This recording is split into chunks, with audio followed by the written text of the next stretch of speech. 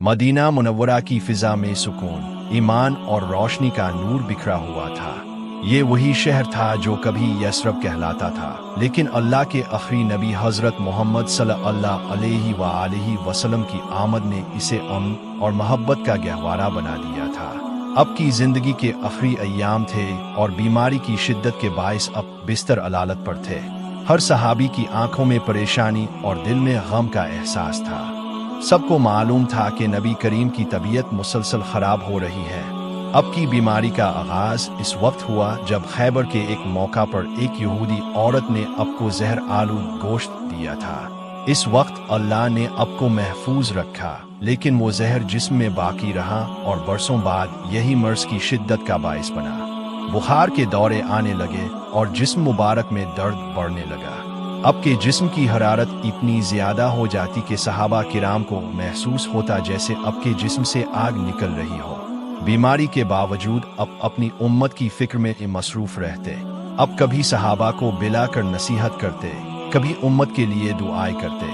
अब का सबसे ज्यादा जोर इस बात पर था कि लोग नमाज को ना छोड़ें और कमजोरों और गुलामों के साथ नरमी करें।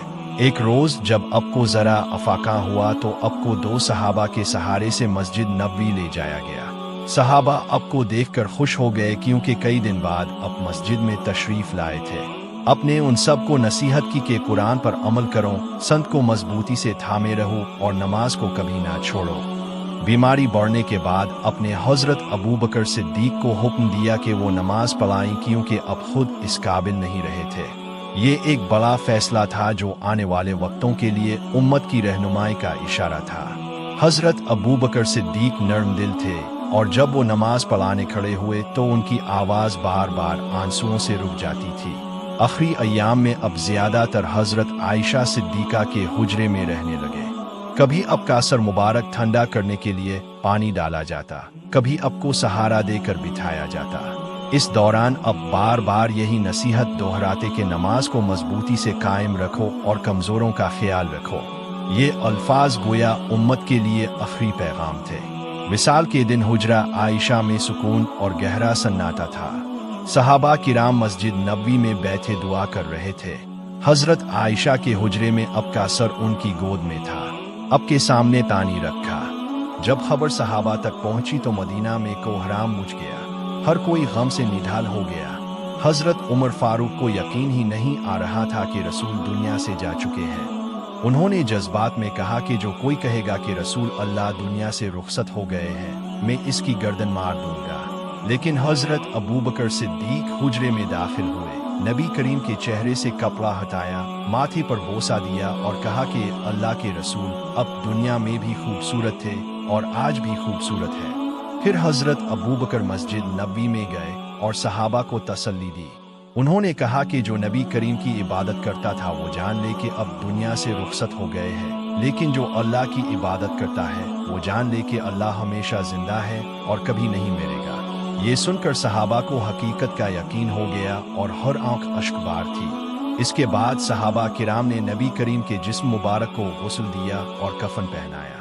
नमाज जनाजा के लिए कोई इमाम आगे नहीं बढ़ा क्योंकि कोई भी अब के आगे इमामत नहीं कर सकता था। सब ने इनफिरादी तौर पर नमाज जनाजा अदा की। फिर अब को हजरत आयशा के हुजरे में ही दफन किया गया जहां अब का विसाल हुआ था।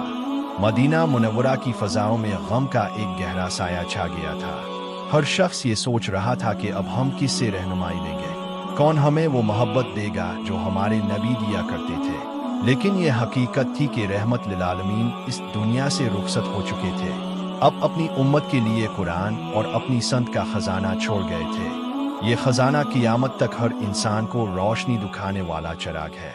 ये लम्हा उम्मत के लिए सबसे बड़ा सदमा था, लेकिन नबी करीम की जिंदगी और तालीमात हमेशा के लिए एक कामिल रास्ता दिखा गई। अब की सबसे बड़ी वसीयत यही थी कि नमाज कायम रखो, कुरान पर अमल करो, एक दूसरे के साथ अदल और मोहब्बत का सलूक करो और दीन को मजबूती से थामे रहो।